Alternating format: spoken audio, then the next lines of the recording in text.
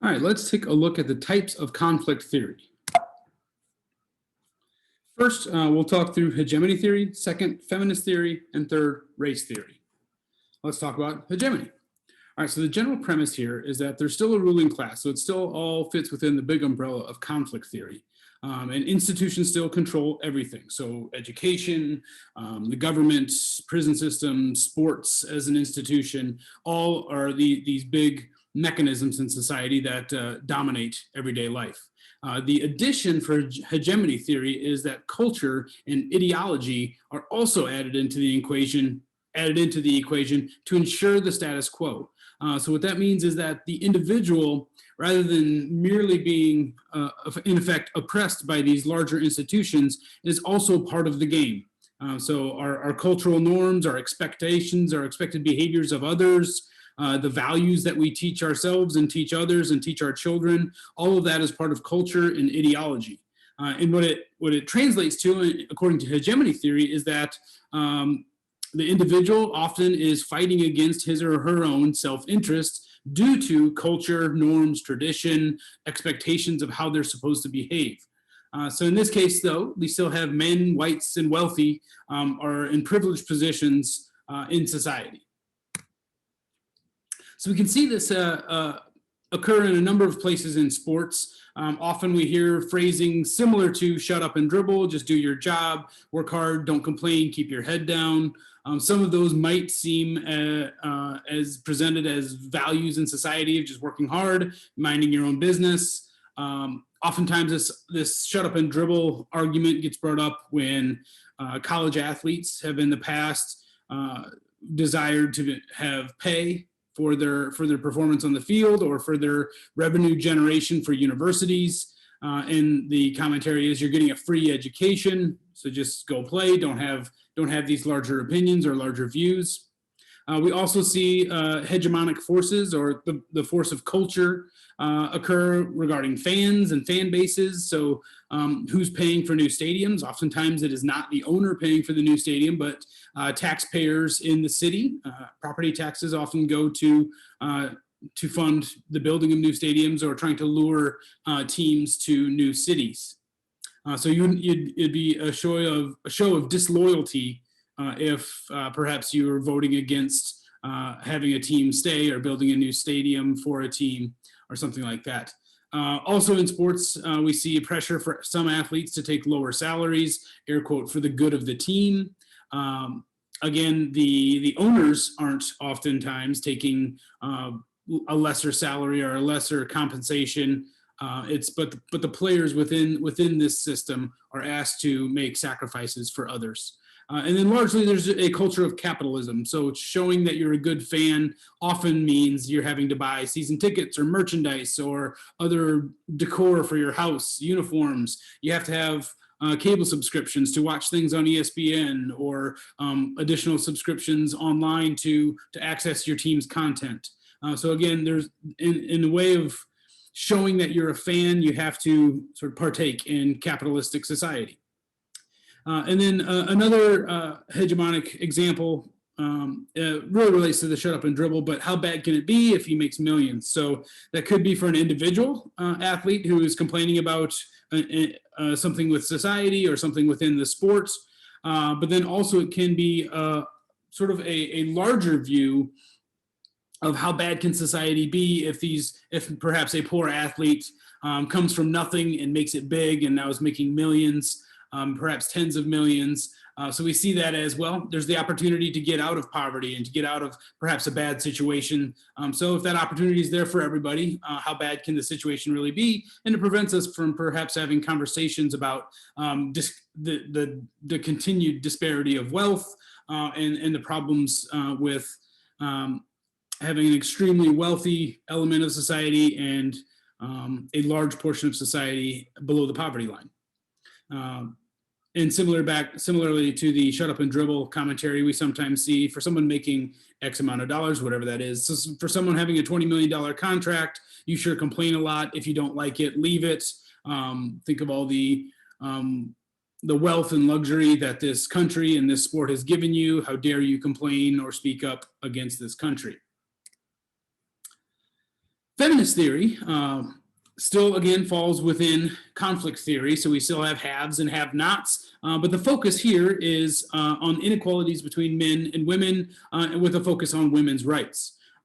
Oftentimes, scholars in this area look at the roles assigned to men and women within the world of sports, if we're looking at sports feminist theory, but it can be applied more broadly outside of sports, of course. So the roles assigned to them, but then also the resources and opportunity. An example of this came up in the recent women's national championship in the NCAA, and the disparity between resources for the women's teams in terms of weight rooms and workout facilities compared to the men's teams, the differences between the gifts given to athletes in the women's tournament versus the gifts given to the athletes in the men's tournament, and then also opportunities for success. So let's move into discussion prompt number 3. So again, pause the slides at this point, hop over to your other window of your ongoing discussion post. And for this one, describe 2 examples of gender inequality in sports, 2 unique examples that we haven't discussed already. And then discuss 2 examples of stereotypical roles for men and women in sports. Describe them and discuss them, give a few sentences to each of those. So 2 examples of gender inequality and 2 examples of stereotypical roles that men and women play in sports. All right, coming back. When we're thinking about sports and feminist theory, we typically look at things like male sports dominating ratings, dominating revenues, having much larger contracts, higher prestige within society. There are some exceptions, of course, to any of these things. One example of which, for a while now, I suppose, the U.S. women's national soccer team is getting paid less than their male counterparts, despite oftentimes getting better ratings, especially for their larger tournaments. And in some cases, the men's team has failed to reach the larger international competitions. But regardless, oftentimes better ratings, certainly more success on the field, but being paid less. And we can discuss a number of reasons why that may or may not happen. But feminist theory would certainly have that as a point of concern, a point of discussion, a point of research when we're thinking about ratings, promotion, media promotions, that is, revenue, prestige, and all those subtopics. All right, let's take a look at race theory. Again, general premise falls under conflict theory, so we have haves and have-nots. And in addition to that, race theory looks at racial dimensions of that. So how the crime and punishment system is set up, education, government, all of our large institutions in the US particularly set up to favor whites over BIPOC citizens. Access to resources, stereotypical roles played, also a part of this. And again, sports would be seen as a larger institution in this rather than sort of an individualized interaction. All right, let's move into discussion prompt number 4 on race and sports. Think of and give 2 examples in sports where we see disproportionate racial representation. Also, what might it take to reduce those disparities, if it's at all possible? So take a minute, hop over to the discussion post window and respond. Okay, back to race theory and sports. So there's a number of ways we might think about this. First, representation, where we have largely white ownership, where we would be the collection of our wealth and power within the sports institution. And we have largely, for most sports, large representation of Black athletes, where we have short-term riches, wealth, but not necessarily long-term wealth and certainly not long-term power within the sports institution. Additionally, we often see poster child communications where an athlete makes it out of the slums, and that's used as proof that anyone can overcome, even though it's a minuscule % chance that a random youth in an impoverished area with perhaps a challenging environment would make it to professional levels where they're making millions. Also, we see this show up in endorsement deals where there has been an occasion, occasions where an athlete is seen as being too black. We might think of that in any number of ways: culture, interaction style, dialect, and that weakens endorsement possibilities to largely white audiences. We might think of NFL athletes and think of perhaps ones in the past that have largely been quarterbacks and sort of the faces of franchises. And there also in lies the problem of, or the challenge of having in the past anyway, a position dominated largely by white athletes. Let's see here. Oh, also in the culture of speaking out. So race theorists would and have looked deeply into things like Black Lives Matter, civil rights, desegregation, I Can't Breathe, protests or demonstrations, and a number of athletes and the role of athletes in enacting social and cultural change. All right, lastly, let's look at interactionism. So the premise here is really separate from conflict theory. So conflict theory is all about institutions and sort of the powerful and wealthy controlling much of society.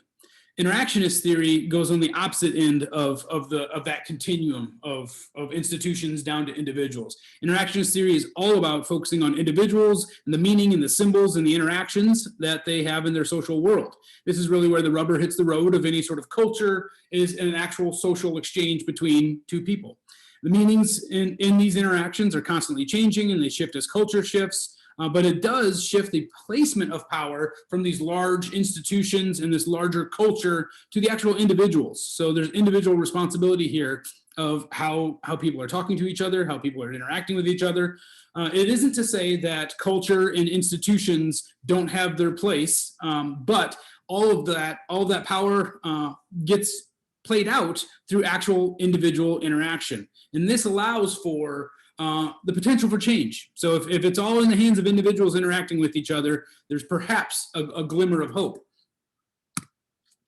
The authors of the texts that you'll read throughout this semester really have a mixed perspective, a mix of hegemony, feminism, race theory, and a bit of interactionism as well.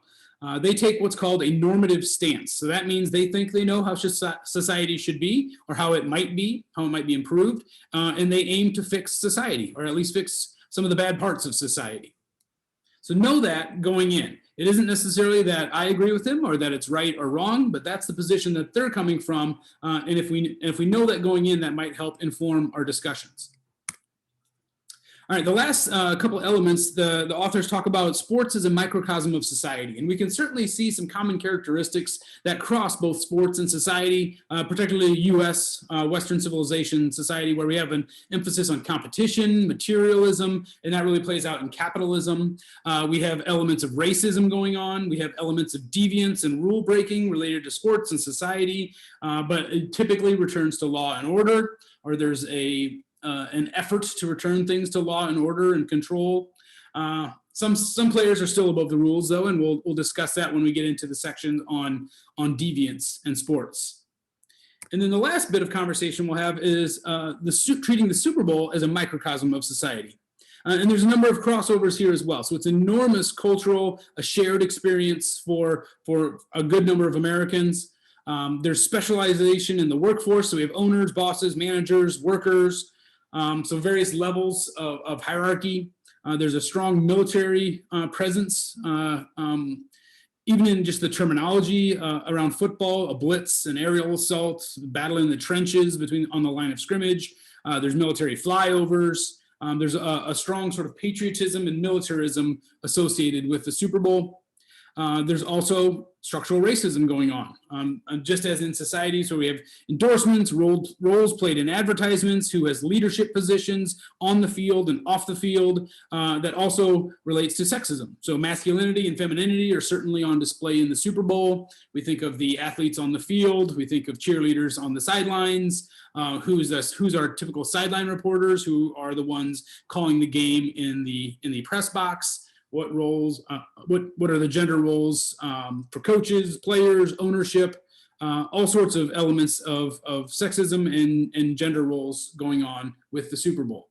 So it's ways to think about our broader society and some of the good and some of the ill, if we start to think of it as represented in sports or represented in the Super Bowl specifically. All right, that's all for this lecture.